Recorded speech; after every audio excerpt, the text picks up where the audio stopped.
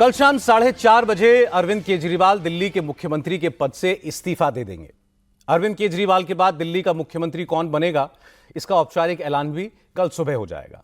कल सुबह 11:30 बजे अरविंद केजरीवाल ने आम आदमी पार्टी के विधायकों की मीटिंग बुलाई है। इस मीटिंग में केजरीवाल अपने उत्तराधिकारी के नाम का ऐलान करेंगे।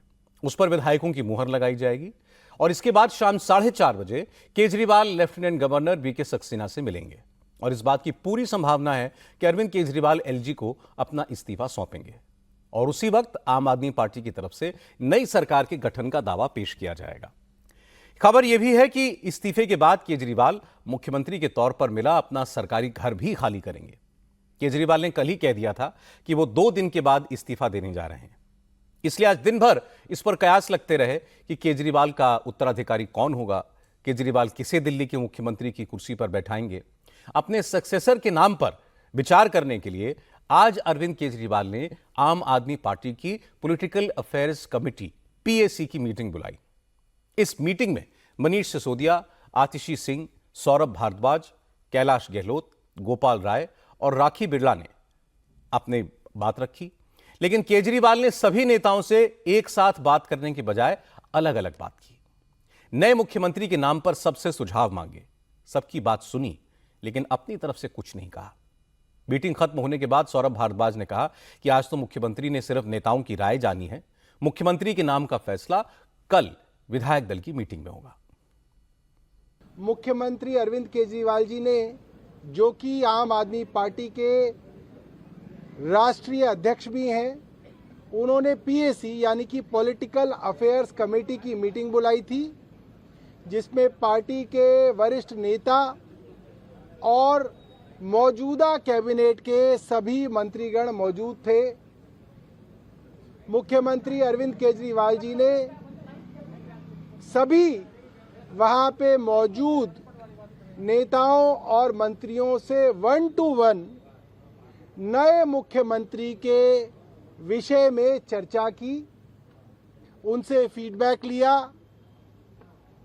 और कल विधायक दल की मीटिंग होगी और इस चर्चा को दूसरे चरण में कल विधायकों के साथ मुख्यमंत्री ले जाएंगे।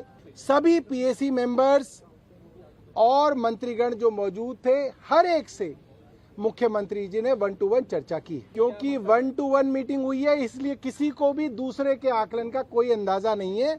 हर एक को सिर्फ अपना ही आकलन मालूम है, इसलिए नामों के ऊपर कोई भी बात जो है वो मात्र स्पेकुलेशन होगी। आज हरियाणा में बीजेपी ने एक चौंकाने वाला फैसला किया। सिरसा सीट से बीजेपी के कैंडिडेट रोहताश जांगड़ा ने आज अचानक अपना नॉमिनेशन विड्रॉ कर लिया। आज नामांकन वापसी की आखिरी तारीख थी। बीजेपी नेता अशोक तंवर हाईकमान के मैसेंजर के तौर पर सिरसा पहुंचे, रोहताश जांगड़ा को हाईकमान के फैसले की जानकारी दी, फिर खुद उनके साथ पर्चा वापस लेने के लिए गए। अब सिरसा में बीजेपी हरियाणा जनहित पार्टी के चीफ गोपाल कांडा को सपोर्ट करेगी। 2019 के असेंबली इलेक्शन में गोपाल कांडा ने यह सीट जीती थी। नाम वापस लेने के बाद रोहताश जांगड़ा ने कहा कि वो पार्टी के कार्यकर्ता हैं, पार्टी ने ही उन्हें टिकट दिया था, अब पार्टी ने ही नामांकन वापस लेने का आदेश दिया है। पार्टी नेतृत्व ने सोच समझकर फैसला लिया है, क्योंकि इस बार बीजेपी को जीत की हैट्रिक लगानी है, इसलिए उन्होंने अपना नॉमिनेशन वापस ले लिया है। ऐसे संगठन के जो आदेश होते हैं, मैं तो भारतीय जनता पार्टी का सिपाही हूँ 1980 से। जो संगठन का आदेश है और हमें कांग्रेस को हराना है और तीसरी बार सरकार बनानी है, संगठन के आदेश है। इंडिया गठबंधन है हमारा, जहाँ से भी जो कहेगा, हम तो संगठन के आदमी है, संगठन से बंधे हुए। इंडिया का जो प्रत्याशी हमारा जो भी होगा, ऊपर से आदेश आएंगे, हम उनको करेंगे। जिन 24 सीटों पर पहले चरण में मतदान होगा, उनमें से बीजेपी 16 सीटों पर चुनाव लड़ रही है, जबकि कांग्रेस और नेशनल कॉन्फ्रेंस ने सभी 24 सीटों पर उम्मीदवार दिए हैं। जम्मू कश्मीर के जिन जिलों में परसों मतदान होना है, उसमें जम्मू डिवीजन के डोडा, किश्तवाड़, रामबन और कश्मीर डिवीजन के अनंतनाग, पुलवामा, शोपियां और कुलगाम जिले हैं। आर्टिकल 370 खत्म होने के बाद जम्मू कश्मीर का यह पहला विधानसभा चुनाव है, इसलिए बीजेपी 370 के खात्मे को ही मुद्दा बना रही है, जबकि फारूक अब्दुल्ला की पार्टी ने आर्टिकल 370 की वापसी के वादे पर चुनाव में जाने का ऐलान किया है।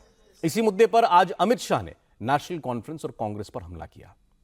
आज फर्स्ट फेज के चुनाव प्रचार के आखिरी दिन अमित शाह ने जम्मू कश्मीर में 3 रैलियां की। 2 किश्तवाड़ और 1 रामबन में। इन जिलों में परसों वोट पड़ेंगे। अमित शाह ने कहा कि आर्टिकल 370 खत्म होने से जम्मू कश्मीर के लोगों को ज्यादा अधिकार मिले, पिछड़े और पहाड़ी लोगों को आरक्षण मिला। लेकिन कांग्रेस और नेशनल कॉन्फ्रेंस फिर से 370 लागू करने की बात कहकर इनका आरक्षण खत्म करना चाहते हैं।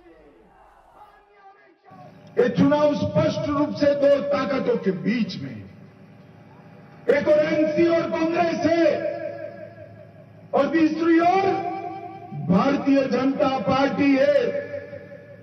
एनसी और कांग्रेस कहती है कि अगर हमारी सरकार बनी तो हम धारा 370 को वापस लाएंगे।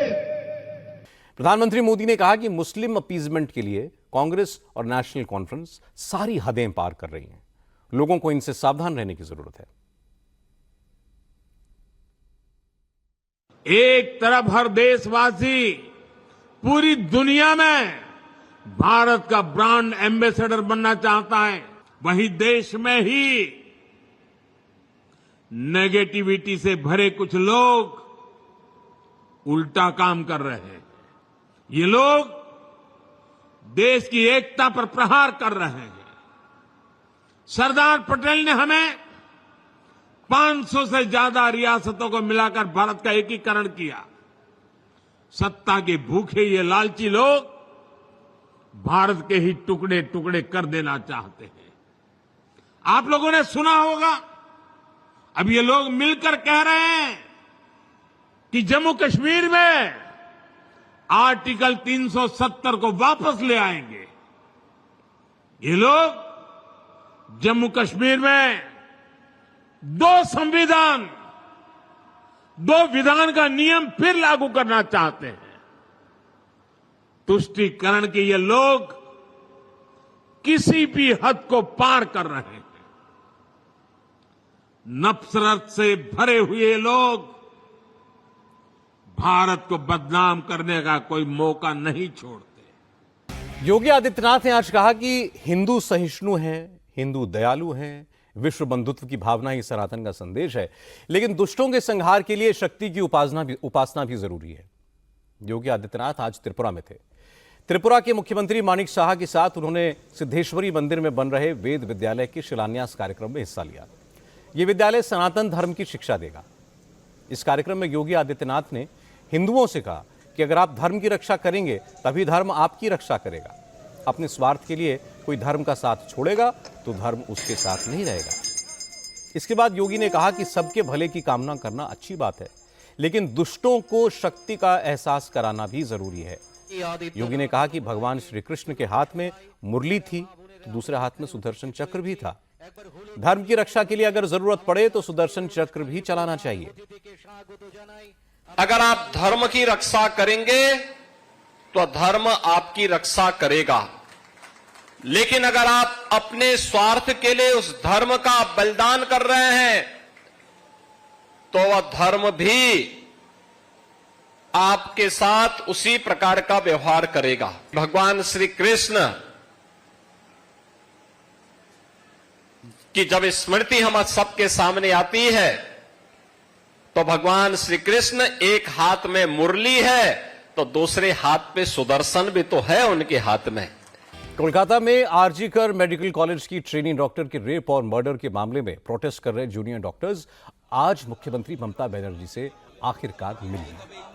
ममता बनर्जी के घर पर यह मीटिंग हुई, अब से थोड़ी देर पहले खत्म हुई है। मीटिंग में क्या हुआ, डॉक्टर्स और मुख्यमंत्री ममता बनर्जी के बीच क्या बात हुई, अभी ये सामने नहीं आया है। सिर्फ इतना पता चला है कि डॉक्टर्स ने मीटिंग में वही मुद्दे उठाए जो उनकी मांगों में शामिल हैं। डॉक्टर्स ने कहा कि पुलिस कमिश्नर और हेल्थ सेक्रेटरी को उनकी पद से हटाया जाए। डॉक्टर्स के लिए अस्पतालों में सेफ्टी और सिक्योरिटी के प्रॉपर बंदोबस्त किए जाएं। ममता बनर्जी ने डॉक्टर्स को भरोसा दिया है कि अस्पताल में डॉक्टर्स की सुरक्षा को लेकर उनकी सरकार सभी जरूरी कदम उठाएगी। इसके बाद ममता बनर्जी ने डॉक्टर्स से काम पर लौटने को कहा। हालांकि डॉक्टर्स काम पर लौटेंगे या नहीं फिलहाल साफ नहीं है। ममता बनर्जी के घर से निकलने के बाद डॉक्टर्स स्वास्थ्य भवन के पास उसी जगह पर गए जहां वो धरना दे रहे हैं। पता यह चला है कि प्रोटेस्ट कर रहे जूनियर डॉक्टर्स पहले आपस में मीटिंग करेंगे, उसके बाद उनकी प्रेस कॉन्फ्रेंस होगी। ममता बनर्जी ने आज सुबह ही डॉक्टर्स को 5वीं बार मुलाकात के लिए बुलाया था और यह भी कहा था कि यह बातचीत के लिए आखिरी मौका है। डॉक्टर्स ने कहा कि मीटिंग में क्या बात होगी इसका रिकॉर्ड दोनों पार्टियां रखेंगी और इसकी कॉपीज भी शेयर की जाएंगी। इस पर ममता बनर्जी सहमत हो गई। बैठक की डिटेल्स रखने के लिए डॉक्टर्स अपने साथ 2 स्टेनोग्राफर्स को लेकर के गए थे। बैठक से पहले प्रदर्शनकारी डॉक्टर्स ने कहा कि वो अपनी 5 मांगों से कम पर नहीं मानने वाले हैं, जो वो पहले ही सरकार के सामने रख चुके हैं। पहली मांग, अभया के लिए न्याय। हम जानते हैं कि यह मामला राज्य सरकार से संबंधित नहीं है, लेकिन हम संबंधित अधिकारियों, सीबीआई और सर्वोच्च न्यायालय से जांच प्रक्रिया में तेजी लाने और अपराधियों को बिना किसी देरी के दंडित करने की मांग करते हैं। दूसरी मांग, डीएमई, डीएचएस और स्वास्थ्य सचिव को हटाना, क्योंकि अपराध स्थल के आसपास में निर्माण कार्य के आदेश में उनके हस्ताक्षर मौजूद है, जबकि उसे पूरी तरह से घेराबंदी की जानी चाहिए थी। हम यह भी मानते हैं कि वे स्वास्थ्य सेवा प्रणाली में भारी भ्रष्टाचार के लिए भी जिम्मेदार है, जिसके लिए पूर्व प्रिंसिपल संदीप घोष को भी गिरफ्तार किया गया है। अक्षम और लापरवाह पुलिस अधिकारियों के खिलाफ कार्रवाई, प्रशासनिक विफलता और साक्ष्य से छेड़छाड़ के लिए कोलकाता पुलिस आयुक्त कमिश्नर विनीत गोयल को अपने पद से हटाना।